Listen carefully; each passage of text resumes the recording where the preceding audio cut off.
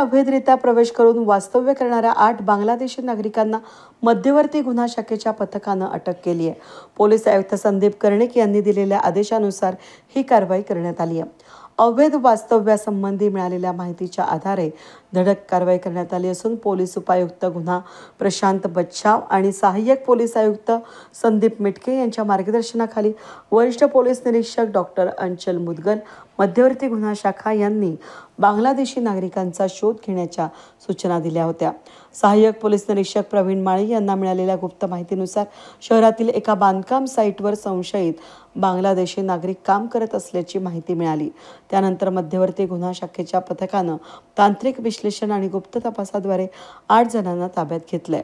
अटक केलेले आरोपी हे सुमन कालाम गाझी वय वर्ष 27, अब्दुल्ला अलीम मंडल वय वर्ष 30, शाहीन मफिजुल मंडल वय वर्ष 23, लासेल नूर अली शंतर वय वर्ष 23, आसाद अरशद अली मुल्ला वय वर्ष 30, आलिम सुवान खान मंडल वय वर्ष 32, अल अमीन आमिर नूर शेख वय वर्ष 22, मोहसिन मोफिजुल मुल्ला वय वर्ष 22 यांच्याकडे भारतीय नागरिकत्वाचा कोणताही वैध पुरावा नव्हता।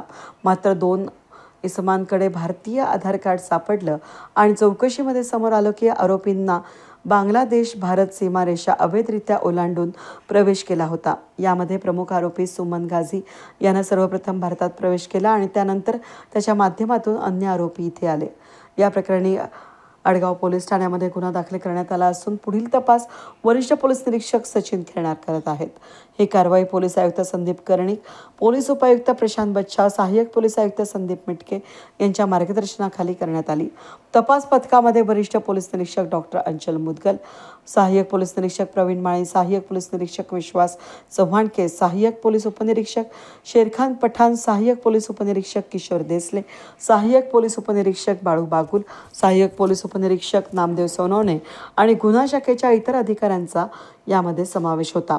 ही कारवाई गुप्त माहिती, तांत्रिक विश्लेषण आणि प्रभावी पाळत ठेवून यशस्वी करण्यात आली असून नाशिक शहरातील अशा अवैध घुसखोरी विरोधात ही मोहीम अधिक तीव्र करण्यात येणार आहे। वेद न्यूजसाठी प्रतिनिधी अनिल गुंजाळ, नाशिक।